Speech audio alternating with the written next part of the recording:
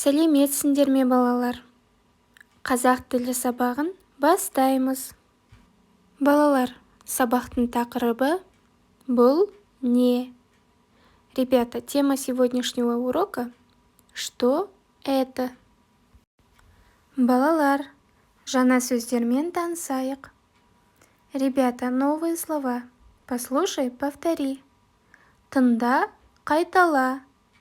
Мяч, доп, кубик, текше, кукла, қуыршақ, самолет, ұшақ.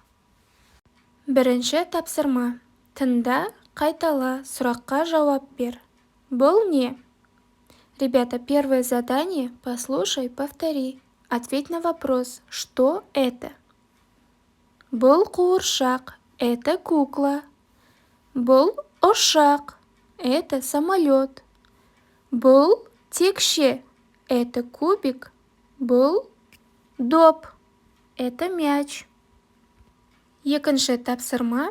Суретке қара, сұраққа жауап бер. Бастыр. Ребята, второе задание. Посмотрите на картинку. Ответьте на вопрос, что это?